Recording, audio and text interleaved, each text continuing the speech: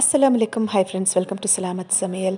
லேடிஸ்க்கு குழந்தைங்களுக்கு lunch box என்ன பேக் பண்ணுறது, அவங்க கொடுத்தா லஞ்ச் பாக்ஸ் காலி பண்ணிட்டு வர மாதிரி சூப்பரான ஒரு ரெசிபி, அதே மாதிரி ஈஸியாகவும் இருக்கணும் அப்படின்றது ஒரு ரொம்ப பெரிய சேலஞ்சாக இருக்கும். டெய்லி அதை யோசிக்கிறதே.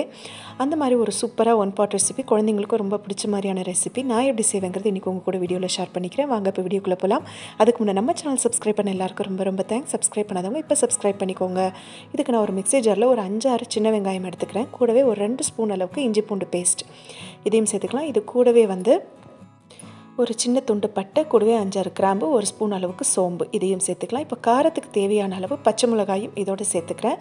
பச்சை மிளகாய் நம்மளுடைய டேஸ்ட்டுக்கு ஏற்ற மாதிரி தான் நான் ஒரு 3 பச்சை மிளகாய் சேர்த்துக்கிறேன். கூடவே ஒரு கைப்பிடி அளவுக்கு புதினா, ஒரு கைப்பிடி அளவுக்கு கொத்தமல்லி சேர்த்து கொஞ்சம் தண்ணி சேர்த்து இந்த மாதிரி பேஸ்ட்டாக அரைச்சி எடுத்து வச்சுக்கலாம்.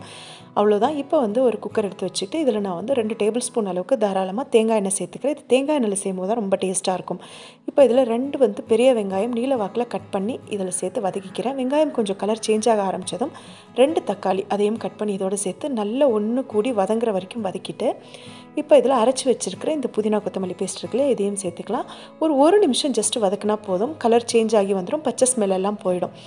இப்போ இதில் நான் தண்ணி சேர்த்துக்கிறேன். மிக்ஸி ஜாரும் சேர்த்து அலசி இதோட தண்ணி சேர்த்துக்கிறேன். அரிசியினுடைய அளவை பொறுத்து தண்ணி 1க்கு 2ங்கிற அளவுக்கு தண்ணி சேர்த்துக்கிறேன். கூடவே உப்பும் சேர்த்தாச்சு. இப்போ இது நல்லா கொதிக்கட்டும். நல்லா கொதிக்கும் போது இப்போ இதில் நான் அரிசி சேர்த்துக்கிறேன். தண்ணி நல்லா கொதித்ததுக்கப்புறம் அரிசி சேர்க்கணும். அப்போ தான் ரொம்ப நல்லா இருக்கும் புலாவ். அதனால நல்லா தண்ணி கொதித்ததுக்கப்புறமா அரிசி சேர்த்து ஒரு மிக்ஸ் மட்டும் பண்ணிவிட்டு இப்போ இதில் ஒரு 2 டேபிள் ஸ்பூன் அளவுக்கு நான் மறுபடியும் தேங்காய் எண்ணெய் சேர்த்துக்கிறேன். இது தேங்காய் எண்ணெயில் நீங்கள் ட்ரை பண்ணி பாருங்கள். கண்டிப்பாக அவ்வளோ நல்லாயிருக்கும். உங்களுக்கு வித்தியாசம் ரொம்ப நல்லா தெரியும். தேங்காய் எண்ணெய் சேர்த்துட்டு ஒரு மிக்ஸ் பண்ணிவிட்டு அவ்வளோதான். ஸ்டவ் சிம்மில் வச்சுட்டு ஒரு 15 நிமிஷம் மூடி போட்டு அப்படியே வச்சிடலாம். விசில் எதுவும் தேவையில்லை. அவ்வளோதான், சூப்பரான புலாவ் ரெடி. இப்போ இது கொஞ்சம் விசில் அடங்கினதுக்கப்புறம் எடுத்து இப்படி மிக்ஸ் பண்ணி விட்டுட்டோன்னா ரொம்ப ரொம்ப டேஸ்டியான புலாவ் ரெடி. இது நீங்கள் இதுக்கு மேலே கொஞ்சம் தேங்காய் எண்ணெய் சேர்த்துக்கலாம், இல்லை முந்திரி கூட தாளித்து சேர்த்துக்கலாம். நான் எதுவும் வேண்டான்னு அப்படியே தான் ப்ளைனாக கொடுக்க போகிறேன். இதுவே ரொம்ப ரொம்ப நல்லாயிருக்கும். என் பசங்களுடைய ஃபேவரட் லிஸ்ட்டில் இந்த ரைஸும் ஒன்று. ரொம்ப ரொம்ப பிடிக்கும் அவங்களுக்கு.